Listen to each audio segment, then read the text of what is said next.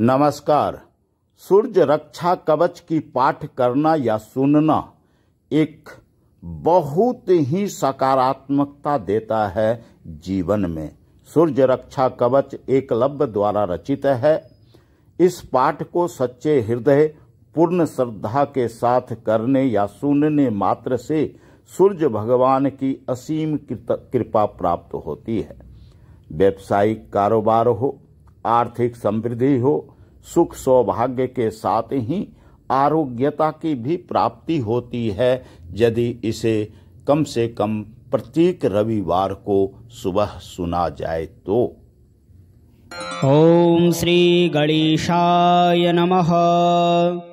श्री सूर्य कवचम याज्ञवल्क्य उवाच शृणुष्व मुनिशार्दूल सूर्यस्य कवचं शुभं शरीरारोग्यदं दिव्यं सर्वसौभाग्यदायकं दैदीप्यमानं मुकुटं स्फुरन्मकरकुण्डलं ध्यात्वा सहस्रकिरणं स्तोत्रमेतदुदीरयेत्। शिरो मे भास्करः पातु ललाटे मे मितद्युतिः नेत्रे दिनमणिः पातु श्रवणे वासरेश्वरः।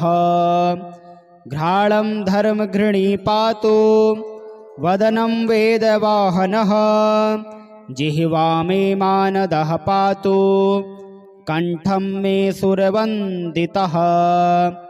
स्कन्धौ प्रभाकरं पातु वक्षः पातु जनप्रियः पातु पादौ द्वादशात्मा सर्वागं सकलेश्वरः।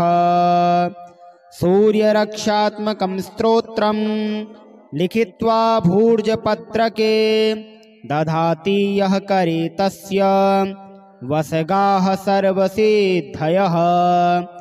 सुस्नातो यो जपेत् सम्यक् योधीते स्वस्थमानसः सरोगमुक्तो दीर्घायुः सुखं पुष्टिं च विन्दति। श्री सूर्याष्टकम्। आदिदेव नमस्तुभ्यं प्रसीद मम भास्कर। दिवाकर नमस्तुभ्यं प्रभाकर नमोऽस्तु ते। सप्तास्वरथमारूढं प्रचण्डं कश्यपात्मजं श्वेतपद्मधरं देवं तं सूर्यं प्रणमाम्यहम्। लोहितं रथमारूढं सर्वलोकपितामहं महापापहरं देवं तं सूर्यं प्रणमाम्यहम्। त्रैगुण्यं च महाशूरं ब्रह्म विष्णु महेश्वर महापापहरं देवं तं सूर्यं प्रणमाम्यहम्। बृहितं तेजः पुञ्जं च वायुमाकाशमेव च प्रभुं च सर्वलोकानां तं सूर्यं प्रणमाम्यहम्। बन्धूकपुष्पसङ्काशं हारकुण्डलभूषितम् एकचक्रधरं देवं तं सूर्यं प्रणमाम्यहम्। तं सूर्यं जगत्कर्तारं महातेजः प्रदीपनं महापापहरं देवं तं सूर्यं प्रणमाम्यहम्। तं सूर्यं जगतां नाथं ज्ञानविज्ञानमोक्षदं महापापहरं देवं तं सूर्यं प्रणमाम्यहम्। याज्ञवल्क्य उवाच शृणुष्व मुनिशार्दूल सूर्यस्य कवचं शुभं शरीरारोग्यदं दिव्यं सर्वसौभाग्यदायकं दैदीप्यमानं मुकुटं स्फुरन्मकरकुण्डलं ध्यात्वा सहस्रकिरणं स्तोत्रमेतदुदीरयेत्। शिरो मे भास्करः पातु ललाटे मे मितद्युतिः नेत्रे दिनमणिः पातु श्रवणे वासरेश्वरः घ्राणं धर्मघृणी पातु वदनं वेदवाहनः जिह्वा मे मानदः पातु कंठं मे सुरवन्दितः स्कन्धौ प्रभाकरं पातु वक्षः पातु जनप्रियः पातु पादौ द्वादशात्मा सर्वागं सकलेश्वरः सूर्यरक्षात्मकं स्तोत्रं लिखित्वा भूर्जपत्रके दधाति यः करे तस्य वसगाः सर्वसिद्धयः स्वस्नातो यो जपेत् सम्यक् योधीते स्वस्थमानसः सरोगमुक्तो दीर्घायुः सुखं पुष्टिं च विन्दति। श्रीसूर्याष्टकम्। आदिदेव नमस्तुभ्यं प्रसीद मम भास्कर दिवाकर नमस्तुभ्यं प्रभाकर नमोऽस्तुते। सप्तास्वरथमारूढं प्रचण्डं कश्यपात्मजं श्वेतपद्मधरं देवं तं सूर्यं प्रणमाम्यहम्। लोहितं रथमारूढं सर्वलोकपितामहं महापापहरं देवं तं सूर्यं प्रणमाम्यहम्। त्रैगुण्यं च महाशूरं ब्रह्म विष्णु महेश्वरं महापापहरं देवं तं सूर्यं प्रणमाम्यहम्। बृहितं तेजः पुञ्जं च वायुमाकाशमेव च प्रभुं च सर्वलोकानां तं सूर्यं प्रणमाम्यहम्। बन्धूकपुष्पसङ्काशं हारकुण्डलभूषितम् एकचक्रधरं देवं तं सूर्यं प्रणमाम्यहम्। तं सूर्यं जगत्कर्तारं महातेजः प्रदीपनं महापापहरं देवं तं सूर्यं प्रणमाम्यहम्। तं सूर्यं जगतां नाथं ज्ञानविज्ञानमोक्षदं महापापहरं देवं तं सूर्यं प्रणमाम्यहम्। याज्ञवल्क्य उवाच शृणुष्व मुनिशार्दूल सूर्यस्य कवचं शुभं शरीरारोग्यदं दिव्यं सर्वसौभाग्यदायकं दैदीप्यमानं मुकुटं स्फुरन्मकरकुण्डलं ध्यात्वा सहस्रकिरणं स्तोत्रमेतदुदीरयेत्।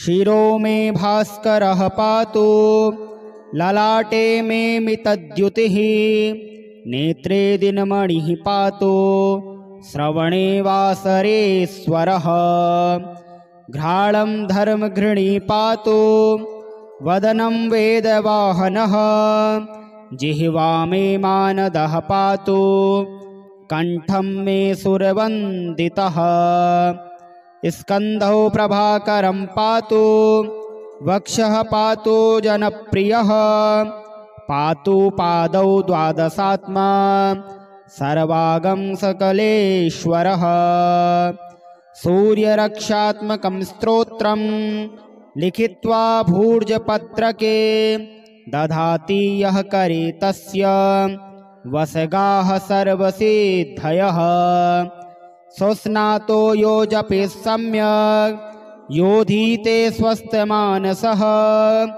सरोगमुक्तो दीर्घायुः सुखं पुष्टिं च विन्दति। श्रीसूर्याष्टकम्। आदिदेव नमस्तुभ्यं प्रसीद मम भास्कर दिवाकर नमस्तुभ्यं प्रभाकर नमोऽस्तु ते।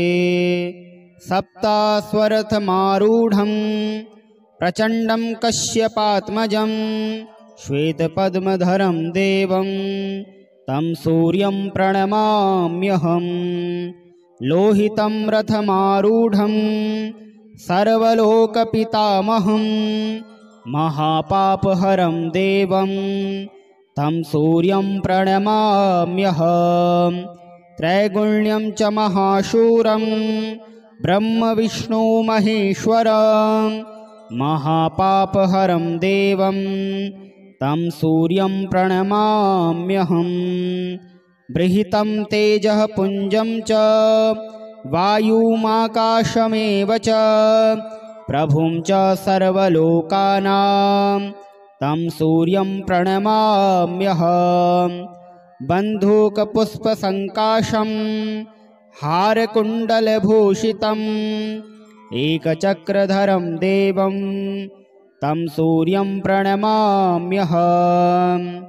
तं सूर्यं जगत्कर्तारं महातेजः प्रदीपनं महापापहरं देवं तं सूर्यं प्रणमाम्यहं। तं सूर्यं जगतां नाथं ज्ञानविज्ञानमोक्षदं महापापहरं देवं तं सूर्यं प्रणमाम्यहम्।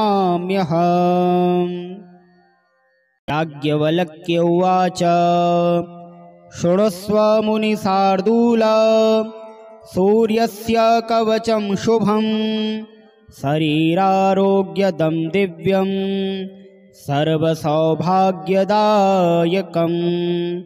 दैदीप्यमानं मुकुटं स्फुरन्मकरकुण्डलं ध्यात्वा सहस्रकिरणं स्तोत्रमेतदुदीरयेत्।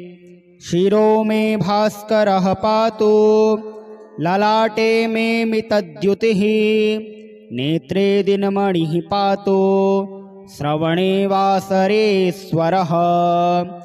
घ्राणं धर्मघृणी पातु वदनं वेदवाहनः जिह्वा मे मानदः पातु कण्ठं मे सुरवन्दितः। स्कन्धौ प्रभाकरं पातु वक्षः पातु जनप्रियः पातु पादौ द्वादशात्मा सर्वागं सकलेश्वरः। सूर्यरक्षात्मकं स्तोत्रं लिखित्वा भूर्जपत्रके दधाति यः करे तस्य वसगाः सर्वसिद्धयः। सुस्नातो यो जपेत् सम्यक् योधीते स्वस्थमानसः सरोगमुक्तो दीर्घायुः सुखं पुष्टिं च विन्दति। श्रीसूर्याष्टकम्। आदिदेव नमस्तुभ्यं प्रसीद मम भास्कर। दिवाकर नमस्तुभ्यं प्रभाकर नमोऽस्तु ते। सप्तास्वरथमारूढं प्रचण्डं कश्यपात्मजं श्वेतपद्मधरं देवं तं सूर्यं प्रणमाम्यहं।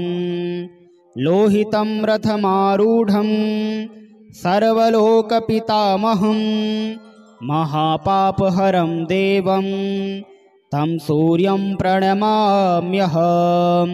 त्रैगुण्यं च महाशूरं ब्रह्मविष्णु महेश्वरं महापापहरं देवं तं सूर्यं प्रणमाम्यहं। बृहितं तेजः पुञ्जं च वायुमाकाशमेव च प्रभुं च सर्वलोकानां तं सूर्यं प्रणमाम्यहं। बन्धूकपुष्पसङ्काशं हारकुण्डलभूषितम् एकचक्रधरं देवं तं सूर्यं प्रणमाम्यहं। तं सूर्यं जगत्कर्तारं महातेजः प्रदीपनं महापापहरं देवं तं सूर्यं प्रणमाम्यहं। तं सूर्यं जगतां नाथं ज्ञानविज्ञानमोक्षदं महापापहरं देवं तं सूर्यं प्रणमाम्यहम्। याज्ञवल्क्य उवाच शृणुष्व मुनिशार्दूल सूर्यस्य कवचं शुभं शरीरारोग्यदं दिव्यं सर्वसौभाग्यदायकं दैदीप्यमानं मुकुटं स्फुरन्मकरकुण्डलं ध्यात्वा सहस्रकिरणं स्तोत्रमेतदुदीरयेत्। शिरो मे भास्करः पातु ललाटे मे मितद्युतिः नेत्रे दिनमणिः पातु श्रवणे वासरेश्वरः। घ्राणं धर्मघृणी पातु वदनं वेदवाहनः जिह्वा मे मानदः पातु कंठं मे सुरवन्दितः। स्कन्धौ प्रभाकरं पातु वक्षः पातु जनप्रियः पातु पादौ द्वादशात्मा सर्वागं सकलेश्वरः। सूर्यरक्षात्मकं स्तोत्रं लिखित्वा भूर्जपत्रके दधाति यः करे तस्य वसगाः सर्वसिद्धयः। सुस्नातो यो जपेत् सम्यक् योधीते स्वस्थमानसः सरोगमुक्तो दीर्घायुः सुखं पुष्टिं च विन्दति। श्रीसूर्याष्टकम्। आदिदेव नमस्तुभ्यं प्रसीद मम भास्कर दिवाकर नमस्तुभ्यं प्रभाकर नमोऽस्तु ते। सप्तास्वरथमारूढं प्रचण्डं कश्यपात्मजं श्वेतपद्मधरं देवं तं सूर्यं प्रणमाम्यहम्। लोहितं रथमारूढं सर्वलोकपितामहं महापापहरं देवं तं सूर्यं प्रणमाम्यहम्। त्रैगुण्यं च महाशूरं ब्रह्म विष्णु महेश्वरं महापापहरं देवं तं सूर्यं प्रणमाम्यहम्। बृहितं तेजः पुञ्जं च वायुमाकाशमेव च प्रभुं च सर्वलोकानां तं सूर्यं प्रणमाम्यहम्। बन्धूकपुष्पसङ्काशं हारकुण्डलभूषितम् एकचक्रधरं देवं तं सूर्यं प्रणमाम्यहम्। तं सूर्यं जगत्कर्तारं महातेजः प्रदीपनं महापापहरं देवं तं सूर्यं प्रणमाम्यहम्। तं सूर्यं जगतां नाथं ज्ञानविज्ञानमोक्षदं महापापहरं देवं तं सूर्यं प्रणमाम्यहम्। याज्ञवल्क्य उवाच शृणुष्व मुनिशार्दूल सूर्यस्य कवचं शुभं शरीरारोग्यदं दिव्यं सर्वसौभाग्यदायकं दैदीप्यमानं मुकुटं स्फुरन्मकरकुण्डलं ध्यात्वा सहस्रकिरणं स्तोत्रमेतदुदीरयेत्। शिरो मे भास्करः पातु ललाटे मे मितद्युतिः नेत्रे दिनमणिः पातु श्रवणे वासरेश्वरः। घ्राणं धर्मघृणी पातु वदनं वेदवाहनः जिह्वा मे मानदः पातु कंठं मे सुरवन्दितः। स्कन्धौ प्रभाकरं पातु वक्षः पातु जनप्रियः पातु पादौ द्वादशात्मा सर्वागं सकलेश्वरः सूर्यरक्षात्मकं स्तोत्रं लिखित्वा भूर्जपत्रके दधाति यः करे तस्य वसगाः सर्वसिद्धयः सुस्नातो यो जपेत् सम्यक् योधीते स्वस्थमानसः सरोगमुक्तो दीर्घायुः सुखं पुष्टिं च विन्दति। श्रीसूर्याष्टकम्। आदिदेव नमस्तुभ्यं प्रसीद मम भास्कर दिवाकर नमस्तुभ्यं प्रभाकर नमोऽस्तु ते। सप्तास्वरथमारूढं प्रचण्डं कश्यपात्मजं श्वेतपद्मधरं देवं तं सूर्यं प्रणमाम्यहम्। लोहितं रथमारूढं सर्वलोकपितामहं महापापहरं देवं तं सूर्यं प्रणमाम्यहम्। त्रैगुण्यं च महाशूरं ब्रह्म विष्णु महेश्वरं महापापहरं देवं तं सूर्यं प्रणमाम्यहम्। बृहितं तेजः पुञ्जं च वायुमाकाशमेव च प्रभुं च सर्वलोकानां तं सूर्यं प्रणमाम्यहम्। बन्धूकपुष्पसङ्काशं हारकुण्डलभूषितम् एकचक्रधरं देवं तं सूर्यं प्रणमाम्यहम्। तं सूर्यं जगत्कर्तारं महातेजः प्रदीपनं महापापहरं देवं तं सूर्यं प्रणमाम्यहम्। तं सूर्यं जगतां नाथं ज्ञानविज्ञानमोक्षदं महापापहरं देवं तं सूर्यं प्रणमाम्यहम्। याज्ञवल्क्य उवाच शृणुष्व मुनिशार्दूल सूर्यस्य कवचं शुभं शरीरारोग्यदं दिव्यं सर्वसौभाग्यदायकं दैदीप्यमानं मुकुटं स्फुरन्मकरकुण्डलं ध्यात्वा सहस्रकिरणं स्तोत्रमेतदुदीरयेत्।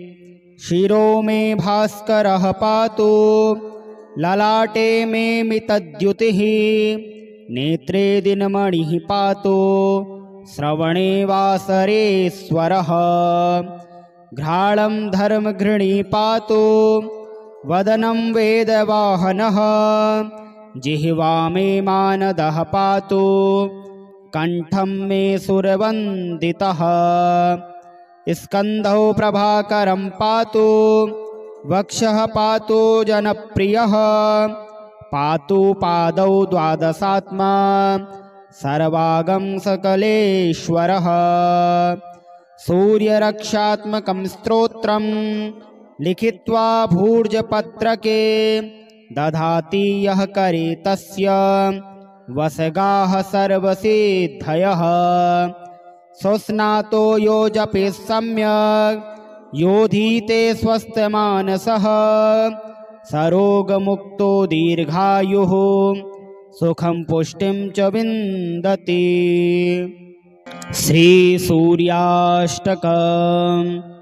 आदिदेव नमस्तुभ्यं प्रसीद मम भास्कर दिवाकर नमस्तुभ्यं प्रभाकर नमोऽस्तु ते। सप्तास्वरथमारूढं प्रचण्डं कश्यपात्मजं श्वेतपद्मधरं देवं तं सूर्यं प्रणमाम्यहम्। लोहितं रथमारूढं सर्वलोकपितामहं महापापहरं देवं तं सूर्यं प्रणमाम्यहम्। त्रैगुण्यं च महाशूरं ब्रह्म विष्णु महेश्वरं महापापहरं देवं तं सूर्यं प्रणमाम्यहम्। बृहितं तेजः पुञ्जं च वायुमाकाशमेव च प्रभुं च सर्वलोकानां तं सूर्यं प्रणमाम्यहम्। बन्धूकपुष्पसङ्काशं हारकुण्डलभूषितम् एकचक्रधरं देवं तं सूर्यं प्रणमाम्यहम्। तं सूर्यं जगत्कर्तारं महातेजः प्रदीपनं महापापहरं देवं तं सूर्यं प्रणमाम्यहम्। तं सूर्यं जगतां नाथं ज्ञानविज्ञानमोक्षदं महापापहरं देवं तं सूर्यं प्रणमाम्यहम्। याज्ञवल्क्य उवाच शृणुष्व मुनिशार्दूल सूर्यस्य कवचं शुभं शरीरारोग्यदं दिव्यं सर्वसौभाग्यदायकं दैदीप्यमानं मुकुटं स्फुरन्मकरकुण्डलं ध्यात्वा सहस्रकिरणं स्तोत्रमेतदुदीरयेत्। शिरो मे भास्करः पातु ललाटे मे मितद्युतिः नेत्रे दिनमणिः पातु श्रवणे वासरेश्वरः। घ्राणं धर्मघृणी पातु वदनं वेदवाहनः जिह्वा मे मानदः पातु कण्ठं मे सुरवन्दितः।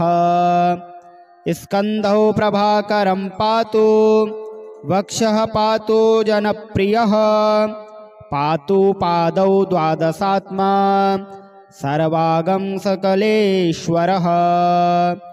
सूर्यरक्षात्मकं स्तोत्रं लिखित्वा भूर्जपत्रके दधाति यः करे तस्य वसगाः सर्वसिद्धयः।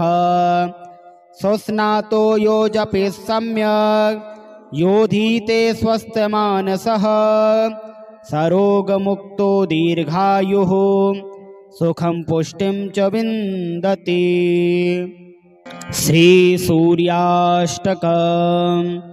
आदिदेव नमस्तुभ्यं प्रसीद मम भास्कर दिवाकर नमस्तुभ्यं प्रभाकर नमोऽस्तु ते।